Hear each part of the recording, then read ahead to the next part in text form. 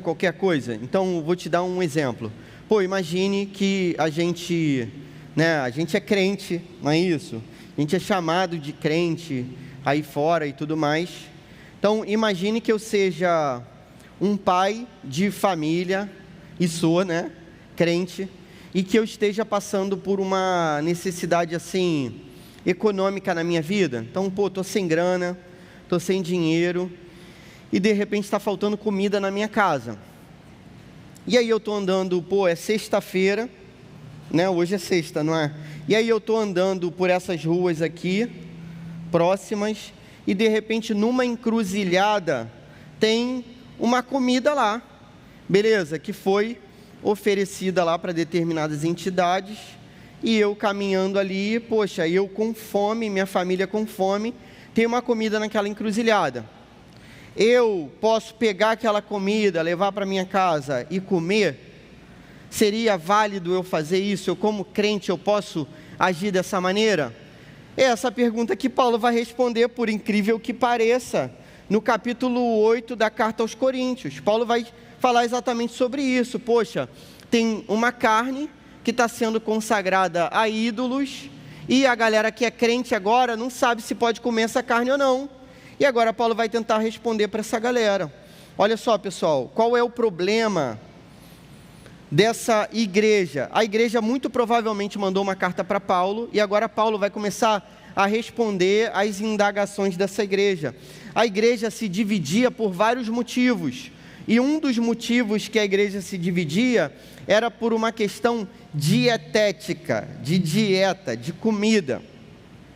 Talvez você se divida por isso, quando a gente terminar aqui o culto do UP, na saída você vai se dividir por uma questão de comida, que você vai pensar assim, eu prefiro comer tal coisa e vou com um grupinho para tal lugar, eu prefiro comer outra coisa, vou com outro grupo para outro lugar, eu como qualquer coisa, mas estou sem grana, vou para casa.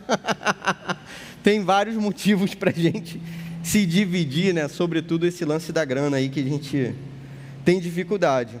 Paulo vai tentar responder essa questão. Na carta em si, você vai reparar que o argumento de Paulo é o seguinte: tem uma galera que se acha forte na fé, e por se achar forte na fé, entende que pode comer qualquer parada. Tem uma galera que é mais enfraquecida na fé, e por isso acha que não pode comer determinados alimentos. O sistema dessa galera é diferente do nosso. Então você tem que entender, pessoal, 2000 anos, não tem açougue, frigorífico, nada disso. Esses dias eu estava assistindo a um podcast, e um cara conversando com um camarada indígena, e aí ele mostrando os hábitos alimentares, é totalmente diferente. A gente come uma carne de um animal que é abatido dentro de todo um sistema, um processo, e essa carne vai ser resfriada.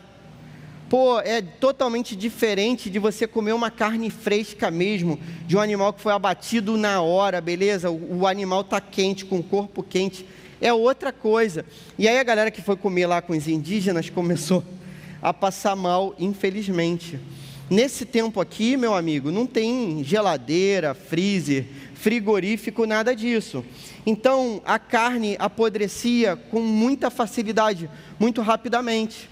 E nessa cidade especificamente, na cidade de Corinto, acontecia o seguinte: uma galera ia para um templo de uma divindade lá, de uma deusa, e essa galera que não era crente, sacrificava animais para essa divindade. Só que coladinho atrás do templo existiam vários açougues. Então já era um esquema que acontecia naquela cidade. Então a galera sacrificava para esses deuses, só que muita carne sobrava. Os comerciantes estavam em contato com a galera lá daquele templo pagão, compravam aquela carne e começavam a comercializar.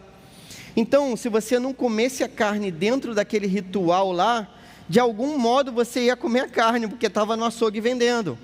Você sabe qual a procedência da carne que você come? Muito provavelmente não. A gente tenta acreditar nos rótulos e tal. Não sei se você sabe, se você tem uma paranoia aí com parada de comida. Que tem gente que fica, eu nunca vou assistir esses vídeos, que senão eu vou parar de comer carne, e isso para mim vai ser um problema.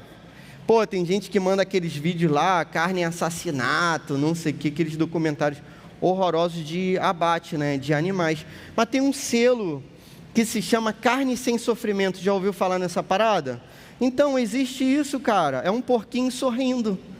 O selo é assim, um porquinho feliz, morrendo feliz. E aí você está tranquilo. O bichinho foi abatido, sem sofrimento. Você não precisa parar de comer carne. Aí a galera da igreja começou a entrar nesse dilema. Pensou assim, poxa, a gente pode comer essa carne? Porque a carne tinha sido oferecida aos ídolos. A carne tinha sido oferecida na encruzilhada daquele sistema religioso.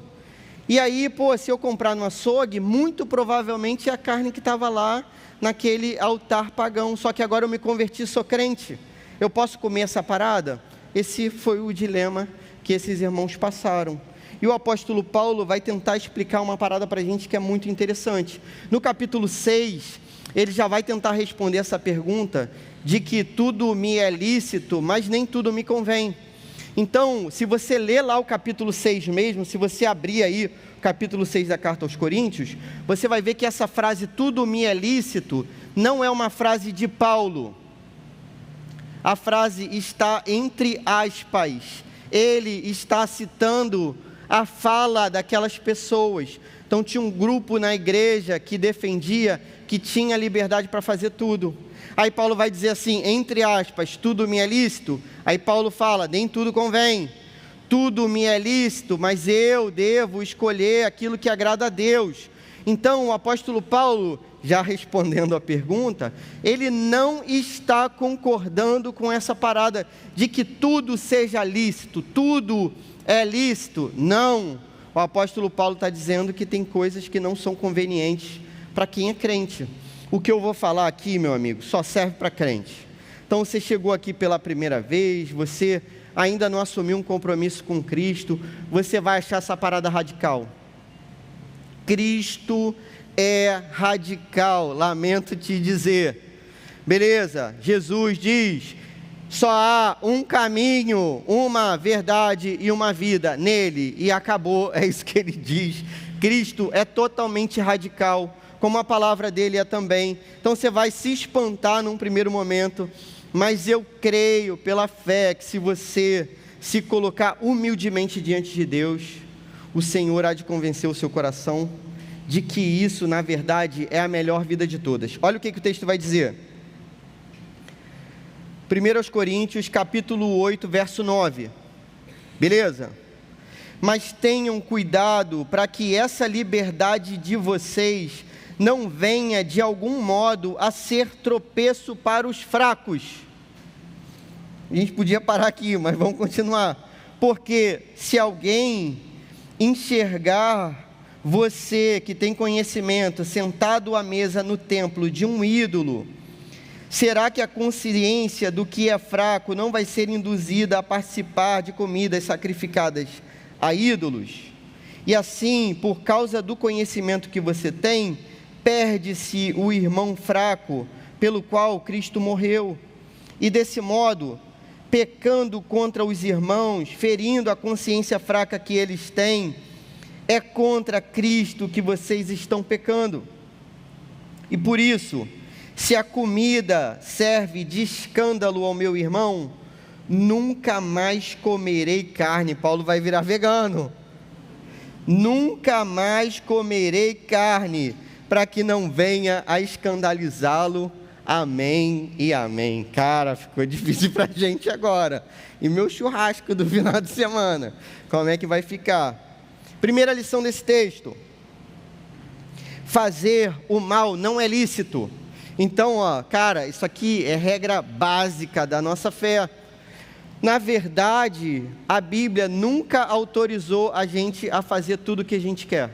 Nunca. Se você ler lá os 10 mandamentos, a maioria dos mandamentos são: não faça, não faça, não mate, não roube, não minta, não traia, não cobice. É assim. Então, não é porque a gente é crente que tudo que a gente faz agora passa a ser santo. Beleza? Na verdade, pelo contrário, agora que a gente é crente, a gente vai fazer de tudo para que as nossas escolhas resultem no bem, e no bem pensando na coletividade.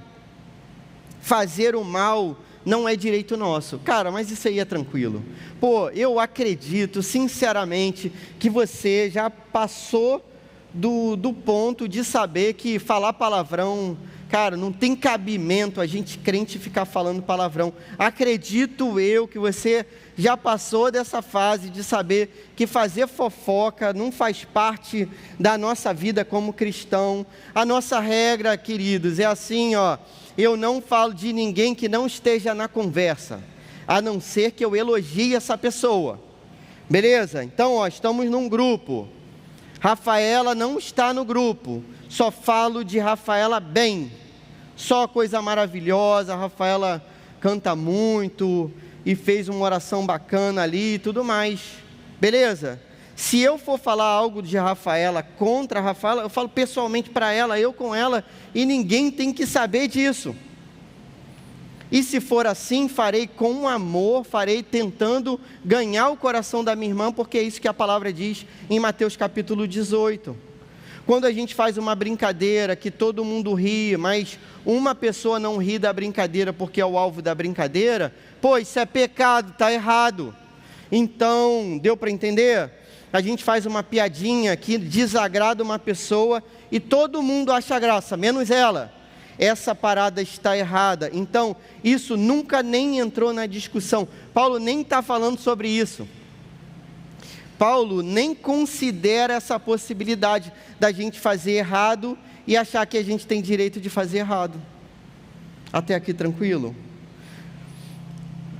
O segundo problema é o mais complexo de todos. Olha só, segunda lição desse texto. Até a possibilidade de fazer o que é lícito deve ser avaliada tendo como critérios os dois grandes mandamentos. Ficou grande, sei que é difícil de entender de primeira, mas eu vou tentar explicar. Então, ó, o mundo é dividido entre aquilo que agrada a Deus, beleza? E aquilo que desagrada a Deus. Só que, às vezes, dentro daquilo que eu poderia fazer, existem coisas que vão desagradar a Deus, não pelo fato dessas coisas serem ruins, mas pelo fato de o meu irmão ficar escandalizado por isso. Então, vou refazer a rota, recalculando a rota, beleza? No Waze nosso. Olha só, aquilo que está errado, a gente já tirou de jogada, a gente sabe que não deve fazer. Dentro do grupo das coisas que são certas, lícitas, estão dentro da lei, dentro daquilo que eu posso fazer, dentro desse grupo, nem tudo eu faço, porque a minha escolha entre fazer e não fazer vai depender do coraçãozinho do meu irmão, e nisso eu estou baseado sempre na regra de ouro do Evangelho, que é aquilo que Jesus vai dizer lá em Mateus capítulo 22, verso 36 a 40, quando chega alguém e fala para Jesus assim: Senhor, qual o maior mandamento de todos? E aí Jesus vai dizer: ama o Senhor teu Deus de todo o teu coração, força, alma e entendimento. Jesus acrescenta uma questão àquilo que era dita no Novo Testamento, para tentar, no Antigo Testamento, para tentar mostrar, né, o ser humano como um todo. Então, com tudo que você tem que amar a Deus. Beleza? E Jesus diz, e tem outro mandamento semelhante a esse, que é: ama o próximo como a você mesmo. Se você seguir essa parada aí, meu amigo, vai dar tudo certo na sua vida, vai ser maravilhoso.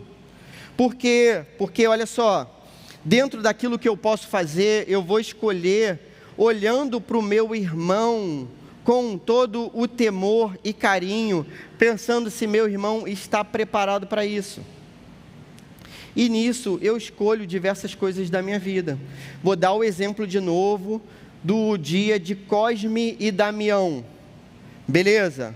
Eu sou da cidade ao lado, existe uma tradição que por aqui também existe, que é nesse dia distribuir doce em nome dessas personalidades aí, Cosme e Damião. Só que existe todo o envolvimento religioso por trás dessa parada. Então eu estava saindo da minha casa, uma vizinha me viu com 2 crianças lindas e maravilhosas, que são meus filhos. Só que ela não conhece eles no cotidiano não, beleza? Na aparência ali, né, tudo bonitinho, enfeitadinho, eu levando os moleques para a escola. E aí quando eu estava passando, ela me gritou e falou assim: ei, eles comem doce? Só que eu não estava ligado, que era dia de Cosme e Damião. Aí eu fiquei pensando assim: pô, esses moleques comem doce, né, até não poder mais, esses moleques se enchem de doce. Fiquei pensando, aí pensei, por que ela está perguntando isso para mim? Aí naquela fração de segundo, minha mente deu a volta ao mundo, eu voltei no passado, lembrei de São Gonçalo e tal, falei, dia de Cosme e Damião. Aí, na hora que ela falou aquilo que eu dei essa volta toda, eu falei assim: poxa, então, eles não comem. Ela já entendeu o recado, falou, beleza, tranquilo. Aí quando a gente foi andando para a escola, meus filhos pensaram assim: pô, é dieta, né, que a gente está fazendo, a gente não deve comer doce e tal, que a gente briga toda hora, e maravilha. Cara, eu aceitar o doce que ela ofereceu seria legal. Em que sentido? Pô, eu não vou gastar dinheiro com doce, ela que gastou. O dinheiro dela, coitada, ela gastou comprando a balinha fine dela lá, e queria, pô, dar para os meus filhos. Então não ia gastar dinheiro, meus filhos ficariam felizes com cárie nos dentes, mas ficariam felizes, e parece que está dando tudo certo. Só que eu disse não, e a gente prosseguiu, e eles foram para a escola, eu vim aqui para a igreja. Final do dia, eu voltando para casa, andando mais uma vez, passei pela mesma vizinha. Ela lembrou que eu sou pastor, provavelmente. Aí ela falou assim: olha, você não se ofende não, eu te ofereci aquele negócio e tal. Eu saquei que ela, né, lembrou que eu era crente. Aí eu falei: poxa, que isso, eu sei que você fez, né, para me oferecer algo bom, fico muito honrado, muito obrigado. Você gastou seus recursos nisso, agradeço de todo o coração, e segui para minha casa. Cara, o que acontece? Se eu aceito aquele doce, espiritualmente, no mundo espiritual, sabe o que vai me acontecer? Nada. O apóstolo Paulo está falando que o ídolo não é nada. O apóstolo Paulo diz isso. A Bíblia garante que o maligno não toca na minha vida. A Bíblia garante que não há maldição, não há condenação, nada me separa do amor de Deus que está em Cristo Jesus, nem morte, nem vida, nem anjo, demônio, presente, futuro, altura, profundidade, nem qualquer coisa na criação, nem a bala fine, nem nada, nada me separa do amor de Deus. No entanto, na cabecinha dela, aquilo ia gerar crise, porque momentos depois ela ia lembrar: pô, o pastor pegou doce de Cosme e Damião, cara, que história é essa? Como assim? Então ele se compromete com essa parada? Na igreja dele tem esse negócio? Isso já geraria uma confusão no coração dela, e por causa disso eu disse não. O que o apóstolo Paulo está defendendo aqui é justamente isso, irmãos, que a gente diga não para determinadas coisas que a gente poderia fazer, que a gente ia economizar dinheiro, que para a gente não ia acontecer nada, ia ser tranquilo, mas a gente vai dizer não porque um irmão que seja mais fraco, como testemunho para uma pessoa mais fraca na fé, isso poderia fazer mal para o coração dela. Por outro lado, tem outras pessoas lá no meu condomínio que sabem que eu sou crente, inclusive, né, um irmão querido que mora pertinho da minha casa. Você consegue entender? Daí, a gente precisa pautar a nossa vida por esse padrão de excelência do reino. O padrão é esse, cara: eu não posto qualquer coisa na minha mídia social. Tem muita coisa que eu quero postar, tem muita coisa que dá coceira na minha mão para eu compartilhar. E tem coisa que eu fico assim: vou postar. Só que aí eu penso assim: Senhor, esse negócio aqui que eu vou postar vai enfraquecer algum irmão na fé? Esse negócio aqui que eu vou postar pode ser negativo em relação a algum irmão? E aí eu abro mão dessa liberdade que eu teria. Eu teria liberdade para fazer isso e não faço por causa de uma questão de fé. Eu evito vários alimentos por causa disso. Não parece muito não. que eu tomei fora de forma. Passei por uma época difícil aí, você vai compreender. Você vai compreender, mas eu evito. Evito vários alimentos, cara, principalmente assim, em público, por causa de um testemunho que eu tenho. Agora, é claro, eu sou pastor. Você deve seguir esse mesmo nível de excelência? Deve, porque Paulo está falando para a igreja. Paulo poderia dizer assim, olha, beleza, eu não faço, mas vocês fazem, porque eu sou diferente de você. Não. A gente não acredita nessa parada não, hein, galera? A gente não acredita que a oração do pastor é mais poderosa do que a sua. A gente não acredita nesse negócio não, hein? A gente acredita naquilo que a gente chama de sacerdócio universal. Cristo morreu por você, você tem acesso livre a Deus. Acabou, o único mediador que tem entre você e Cristo, entre você e Deus, é Cristo Jesus. O apóstolo Paulo vai dizer isso na primeira carta a Timóteo, no capítulo 2, verso 5. Que existe um Deus e um mediador, que é Cristo Jesus. E acabou. Beleza? Então, esse mesmo nível de excelência tem que ser para a sua vida também. Todo mundo consegue entender? Então, tem locais, cara, que eu não vou, porque eu sou crente e não acho que se eu estiver nesse lugar e alguém me vir como crente nesse lugar, acho que isso vai fazer mal. Acho que isso vai ser um testemunho ruim. Então, eu simplesmente abro mão disso e não perco nada. Por quê? Porque em vez de estar nesse lugar, eu estou na presença de Deus, que é muito melhor. Então, nunca vou perder um culto. Agora eu vou acabar com você. Pode chorar. Nunca vou perder um culto por show de ninguém. Pode ser o artista que está prestes a morrer, que vai vir lá dos Estados Unidos, pode ser da Coreia do Sul, beleza? K-pop, sei lá o quê. E o cara vai morrer, vai acabar a banda, é a única apresentação da vida dele. Problema é dele. Eu vou para o culto, fico no culto e vai ser maravilhoso. E não perco nada, pelo contrário, eu ganho. Meus irmãos, é isso que eu gostaria que vocês entendessem nessa noite. Olha só, a única aplicação para a nossa vida. Nossas escolhas devem ser exemplares no amor a Deus e ao próximo. Então, cada escolha que eu faço, que resulte em um testemunho público, em cada escolha que eu faço, eu penso, cara, nessa escolha eu amo a Deus sobre todas as coisas, de todo o coração, força, alma e entendimento. Nessa escolha eu levo em consideração o meu irmão, sobretudo o irmão mais novinho na fé, que vai se escandalizar ou não por essa escolha que eu faço aqui. Cara, tem hora que eu tenho razão, e quando a gente tem razão é sinistro, né? Nosso coração arde, a gente vê, né? Aquele negócio de justiça própria, né? Então, muitas vezes, cara, eu sou mal atendido em algum lugar, e eu tenho razão, beleza? Porque, eu sou cliente. O cliente sempre tem a razão, não é isso? Está escrito na Bíblia? Não. Cara, aí eu penso assim, eu tenho razão. A pessoa me prometeu uma coisa, fez outra. Eu tenho razão. Cara, eu tenho todo o direito de esculachar, ou de ficar nervoso, sei lá. Sabe por que eu não faço? Por quê? Porque eu tenho a Deus em primeiro lugar e ao próximo. Então, se uma pessoa vir, eu nervosinho, no McDonald's, porque meu lanche veio errado, beleza? Eu posso ter razão, o lanche veio errado. Mas se uma pessoa vir, a pessoa não vai entender a cena, não sabe todo o contexto.